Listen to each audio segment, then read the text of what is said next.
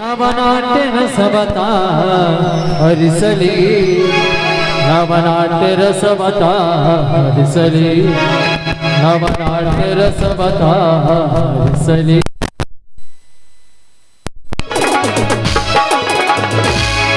ಶರಣು ಶ್ರೀ ಮಲ್ಲಿಕಾರ್ಜುನ ಜಯ ನೀಡು ಜಗದೀಶ ಶರಣು ಶ್ರೀ ಮಲ್ಲಿಕಾರ್ಜುನ ಜಯ ನೀಡು ಜಗದೀಶ ಕನ್ನಡ ಕಲೆಯನ್ನು ಬೆಳಗಿಸು ನಾಟ್ಯ ಕನ್ನಡನ್ನು ಮುಂದರಿಸು ಕನ್ನಡ ಕಲೆಯನ್ನು ಬೆಳಗಿಸು ನಾಟ್ಯ ಕನ್ನಡನ್ನು ಮುಂದರಿಸು ವಿದ್ಯಾದೇವಿ ಸರಸ್ವತಿಯೇ ಬುದ್ಧಿ ಕೊಡೋ ಶ್ರೀ ಗಣಪತಿಯೇ ವಿದ್ಯಾದೇವಿ ಸರಸ್ವತಿಯೇ ಬುದ್ಧಿ ಕೊಡೋ ಶ್ರೀ ಗಣಪತಿಯೇ ವಂದನೆ ಅಭಿನಂದನೆ ಅರ್ಪಣೆ ಮಾಲಾರ್ಪಣೆ ಅರ್ಪಣೆ ಮಾಲಾರ್ಪಣೆ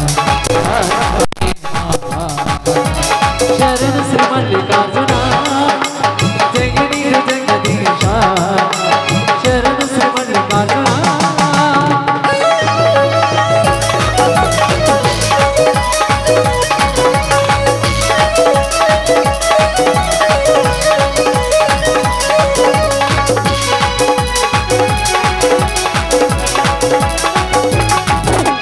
ಮತಗೇರಿ ಗ್ರಾಮದಲ್ಲಿ ನೆಲೆಸಿರುವಂತ ಮಲ್ಲಿಕಾರ್ಜುನಗೆ ನಮೋ ನಮೋ ಮತಗೇರಿ ಗ್ರಾಮದಲ್ಲಿ ನೆಲೆಸಿರುವಂತ ಮಲ್ಲಿಕಾರ್ಜುನಗೆ ನಮೋ ನಮೋ ಸಾಧುದೆವು ನಾವು ಮುಂದೆ ಎದ್ದು ಬೋಧಿ ಮಾಡಿ ತಂದೆ ಸಾಧುದೆವು ನಾವು ಮುಂದೆ ಎದ್ದು ಬೋಧಿ ಮಾಡಿ ತಂದೆ ವಂದನೆ ಅಭಿನಂದನೆ ಅರ್ಪಣೆ ಮಾಲಾರ್ಪಣೆ ಅರ್ಪಣೆ ಮಾಲಾರ್ಪಣೆ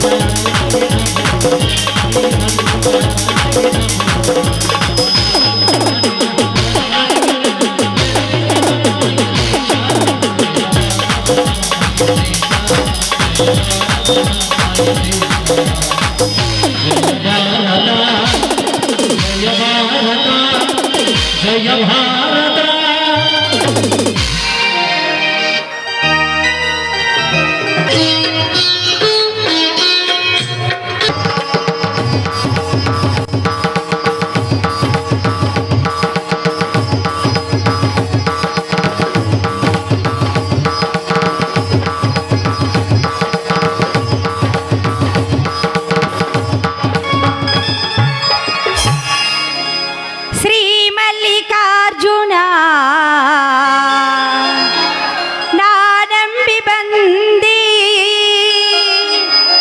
ಕರುಣಿಸಿ ಕಾಯೋ ನನ್ನಪ್ಪ ಸ್ವಾಮಿ, ಕರುಣಿಸಿ ಕಾಯೋ ನನ್ನಪ್ಪ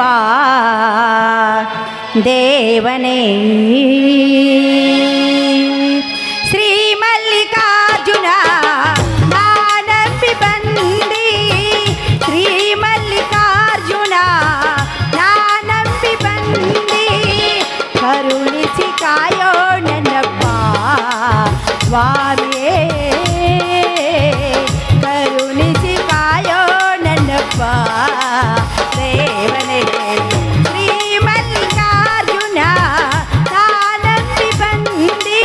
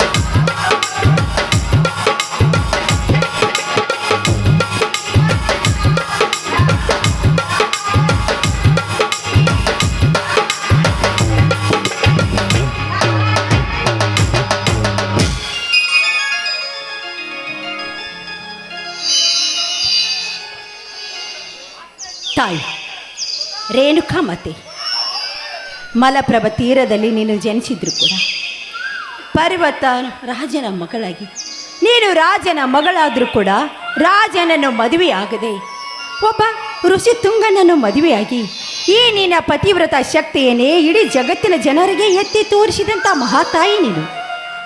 ಜಗನ್ಮಾತೆ, ನನ್ನ ಗಂಡ ಕೂಡ ಈ ರಾಮಾಪುರಕ್ಕೆ ಸುತ್ತು ಹಳ್ಳಿಗೆ ದೊಡ್ಡ ರೈತ, ಉತ್ತಮ ರೈತ ಅಂತ ಹೆಸರನ್ನು ಪಡೆದಿದ್ದಾರೆ. ಅದು ಅಲ್ಲದೆ ತನ್ನ ತಮ್ಮನಾದ ಶ್ರೀಕಾಂತನ ಸಲುವಾಗಿ ಅವನನ್ನು ಓದಿಸಿ ದೊಡ್ಡ ಡಾಕ್ಟರನಾಗಿ ಮಾಡಬೇಕು ಅಂತ ಊರ ಮುಂದಿರುವ ಹೊಲವನ್ನೇ ಮಾರಿ ದೊಡ್ಡ ತ್ಯಾಗಮಯ ಎನಿಸಿಕೊಂಡಿದ್ದಾರೆ ನನ್ನ ಗಂಡನ ಆಸೆಯಂತೆ ನನ್ನ ಮೈದುನ ಡಾಕ್ಟರಾಗಿ ಬಂದ್ರಿ. ನಾನು ನಿನ್ನ ಸನ್ನಿಧಾನಕ್ಕೆ ಬಂದು ಹರಕೆಯನ್ನು ತೀರಿಸುತ್ತೇನೆ ತಾಯಿ, ಹರಕೆಯನ್ನು ತೀರಿಸ್ತೀನಿ.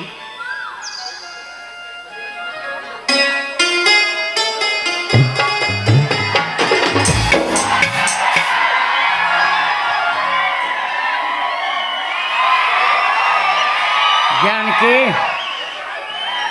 ಮಲಪ್ರಭಾ ನದಿಯ ದಡದಲ್ಲಿ ವಾಸವಾಗಿರತಕ್ಕಂಥ ಆ ಜಗದಂಬೆ ರೇಣುಕೆಗೆ ಏನೆಂದು ಬೇಡಿಕೊಂಡೆ? ಸ್ವಾಮಿ, ಸಿದ್ಧಗಂಗಾ ಶಿವಾಚಾರ್ಯರಂತೆ 100 ವರ್ಷ ಆಯುಷ್ಯನ್ನು ಕೊಟ್ಟು ಕಾಪಾಡುವಂತ ಬೇಡಿಕೊಂಡೆ. ಅದು ಅಲ್ಲದೆ ನಿಮ್ಮ ತಮ್ಮ ಓದಿ ಒಬ್ಬ ದೊಡ್ಡ ಡಾಕ್ಟರ್ನಾಗಬೇಕು ಅಂತ ನೀವು ಹಗಲಿರುಳು ಆಸೆಯನ್ನು ಪಡ್ತಾ ಇದ್ದೀರಾ. ಆದಷ್ಟು ಬೇಗ ಆ ನಿಮ್ಮ ಆಸೆ ಕನಸು ನೆರವೇರಿದ್ರೆ ನಿನ್ನ ಗುಡ್ಡಕ್ಕೆ ಬಂದು ಹರಕೆಯನ್ನು ತೀರಿಸುತ್ತೇನೆ ತಾಯಿ ಅಂತ ಆ ದೇವಿ ಹತ್ತಿರ ಬೇಡ್ಕೊಳ್ತಾ ಇದ್ದೀರಿ. ಎಂತಹ ಆದರ್ಶದ ನುಡಿಗಳು ಜಾನಕಿ, ಎಂಥ ಆದರ್ಶದ ನುಡಿಗಳು. ಸಮಾಜದಲ್ಲಿ ಸ್ತ್ರೀ ಎಂದರೆ ಸಂವಾರಿಣಿ, ಶಿಷ್ಟರ ಪಾಲಕಳು, ದುಷ್ಟರ ನಿರ್ನಾಮ ಮಾಡತಕ್ಕಂಥವಳು ಎಂದು ಹೇಳುತ್ತಿರುವಾಗ ನಿನ್ನಂಥ ಆದರ್ಶ ನಾರಿಯನ್ನು ಪಡೆದು ನನ್ನ ಮಡದಿಯನ್ನಾಗಿ ಮಾಡಿಕೊಂಡು ನನ್ನ ಜನ್ಮ ಸಾರ್ಥಕ ಜಾನಕಿ, ನನ್ನ ಜನ್ಮ ಸಾರ್ಥಕವಾಯಿತು. ಹಾಗಲ್ಲ ರೀ, ಯಾಕೆಂದರೆ ನೋಡಿ, ಗಂಡನೇ ದೇವರು ಅಂತ ತಿಳಿದುಕೊಂಡು ನಡೆದರೆ ಹೆಣ್ಣಿಗೆ ಅವಳ ಬಾಳಿನಲ್ಲಿ ತುಂಬ ಶ್ರೇಷ್ಠವಾಗುತ್ತೆ.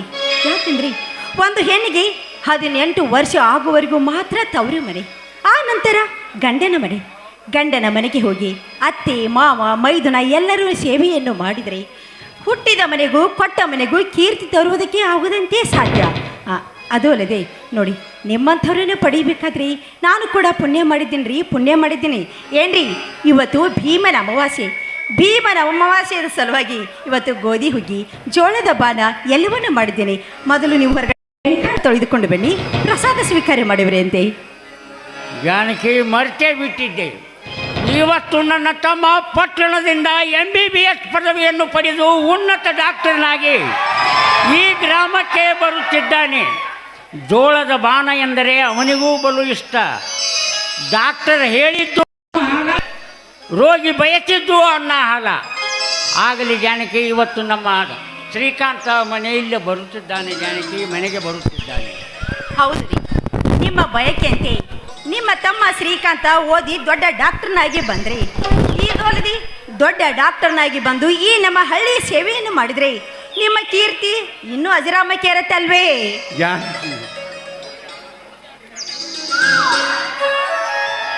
ಏನ್ರಿ ಇದು? ಅಲ್ಲ ರೀ, 10 ಹಳ್ಳಿಗೆ ರೈತ ಅಂತ ಅನಿಸಿಕೊಂಡಿರುವ ನಿಮ್ಮ ಕಣ್ಣಲ್ಲಿ ಕಣ್ಣೀರ? ಯಾಕ್ರಿ, ಯಾಕೆ, ಏನಾಯ್ತು, ಯಾಕೆ ಕಣ್ಣೀರು? ಏನೆಂದು ಹೇಳಲಿ ಜಾನಕಿ, ಏನೆಂದು ಹೇಳಲಿ?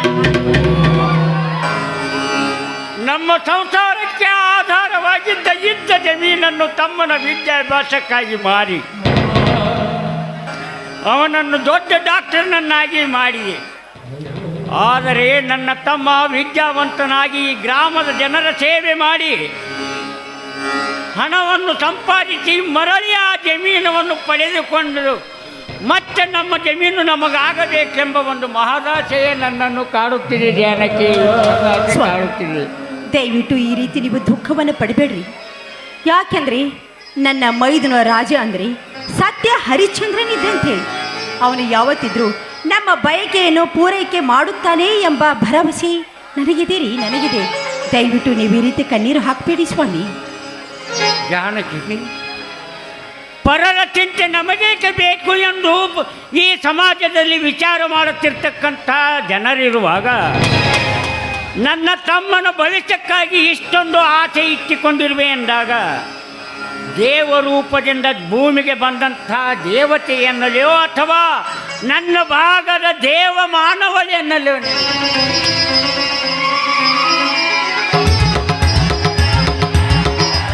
ನಮಸ್ಕಾರ ರೀ ಹಿರಿಯರಿ. ಬಾ, ನೀನು ಬಂದದ್ದು ಒಳ್ಳೆಯದೇ ಆಯಿತು.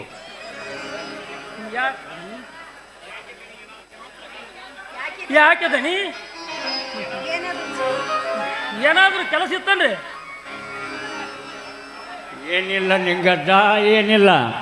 ಇವತ್ತು ನನ್ನ ತಮ್ಮ MBBS ಪದವಿಯನ್ನು ಮುಗಿಸಿಕೊಂಡು ನಮ್ಮ ಗ್ರಾಮಕ್ಕೆ ಬರುತ್ತಿದ್ದಾನೆ.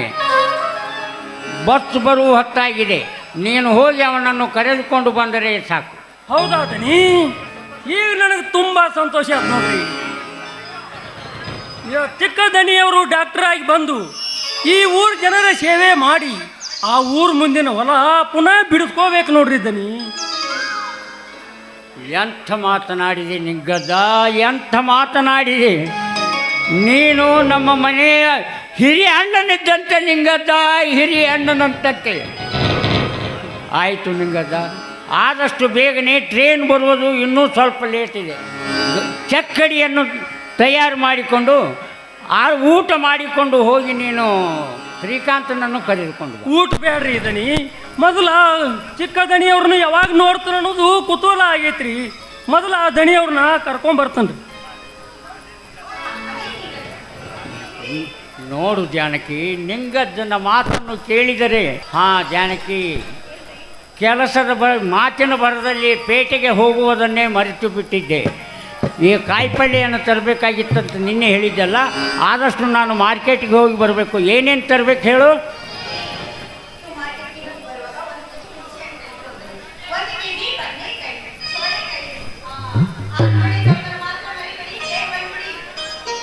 ಅಲ್ಲ ಜಾನಕಿ, ಇನ್ನೂ 2 ವಸ್ತುಗಳನ್ನು ಮರ್ತಿರುವೆ ಅಲ್ಲ.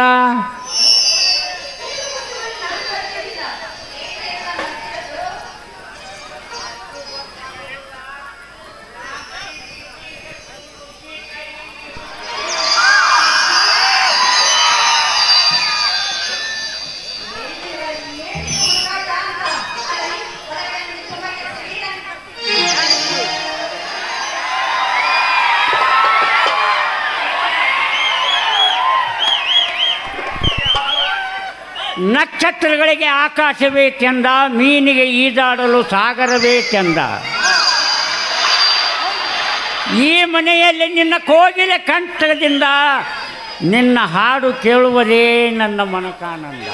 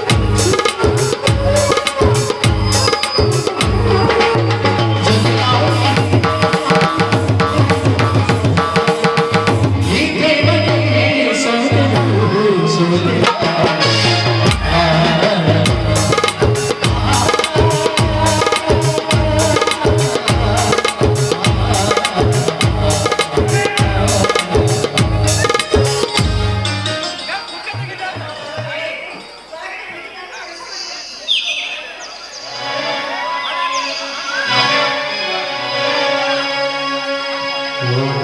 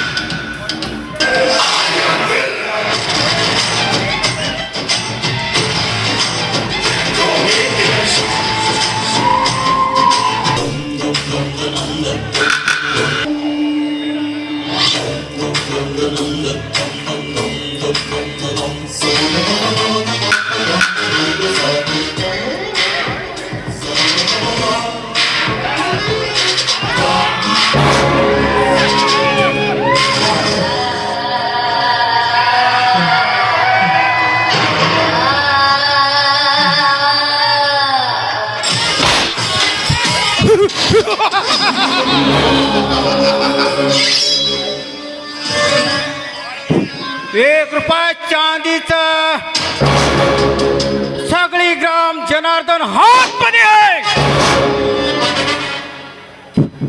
Name is Janardhan. ನನ್ನ ಹೆಸರಿನ ಅರ್ಥವೇನಾದರೂ ನಿಮಗೆ ಗೊತ್ತೇ?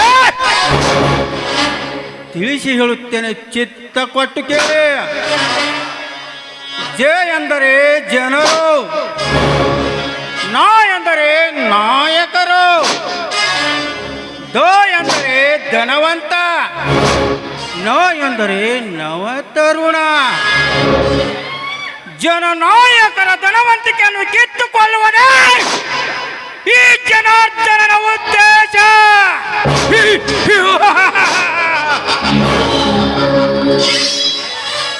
ಅಂದು ನನ್ನ ಮನಗೆದ್ದ ಮನಮೋಹಿನಿ ಜಾನಕಿ ಇಂದು ಈ ಊರಿನ ರಮಾನಂದನ ಹೆಂಡತಿಯಾಗಿ ಬಂದಿದ್ದಾಳೆ. ಏನವಳ ರೂಪ, ಏನವಳ ಲಾವಣ್ಯ, ಕೆಂದಾವರ ತಿಂಟುವ ಕೆಂಪನ ಗಲ್ಲುಗಳು, ದಾಳಿಂಬೆ ಹಣ್ಣದಂತಿರುವ ದಂತಗಳು, ಯಾವ ಶಿಲ್ಪಗಾರನು ಕೆತ್ತಿದಂತೆ ಚಂದನದ ಗೊಂಬೆ.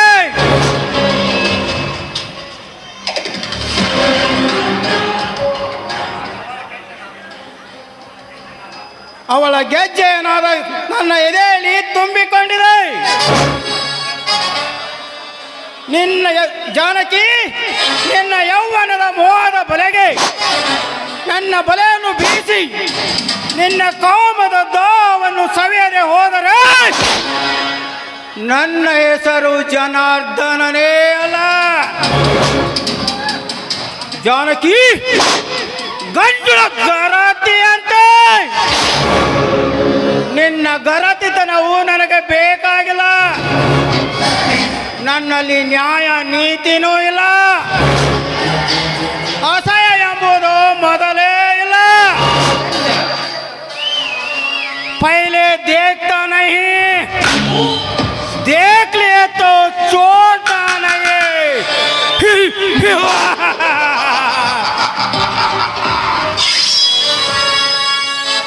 ಈ ಜನಾರ್ದನ ಎಂದರೆ ಗಾಳಿ, ಸುಂಟು ಗಾಳಿ, ಜ್ವಾಲಾಮುಖಿ ಇದ್ದಂತೆ.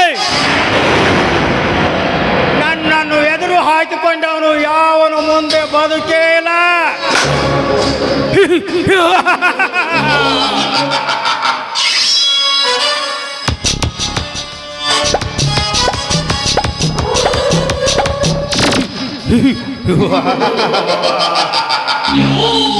ದುಡ್ಡಿನಲ್ಲಿ ದೊಡ್ಡವ ಈ ಜನಾರ್ದನ್, ದೌಲತ್ನಲ್ಲಿ ದೊಡ್ಡವ ಈ ಜನಾರ್ದನ್, ಸೊಕ್ಕಿನಾಗ ದೊಡ್ಡವ ಈ ಜನಾರ್ದನ್, ಹುಟ್ಟುವಾಗಲೇ ಜಯವನ್ನು ಮುಂದೆ ಇಟ್ಕೊಂಡು ಹುಟ್ಟಿದವನು ಈ ಜನಾರ್ದನ್. ಈ ಊರಲ್ಲಿ ನಾ ಆಡಿದೆ ಆಟ, ನಾನಾಡಿದೆ ನಾಟಕ.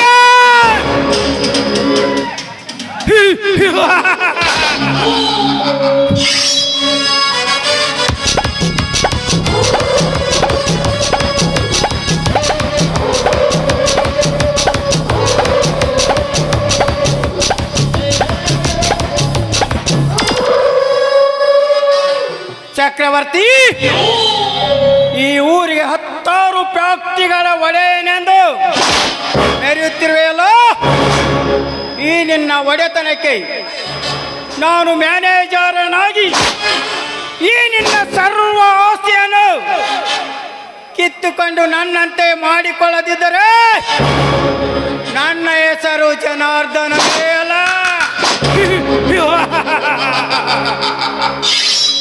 ರಮಾನಂದ, ಕಾಮಿಗೆ ನನ್ನ ಮೋಹದ ಬಲೆಯನ್ನು ಬೀಸಿ ಅವಳ ಸಂಸಾರದಲ್ಲಿ ವಿಷದ ಬೀಜವನ್ನು ಬಿತ್ತಿ ಅವರ ಸಂಸಾರಕ್ಕೆ ಬೆಂಕಿ ಹಚ್ಚಿ ಅವರ ಇಡೀ ಆಸ್ತಿಯನ್ನು ನನ್ನಂತೆ ಮಾಡಿಕೊಳ್ಳದೆ ಹೋದರೆ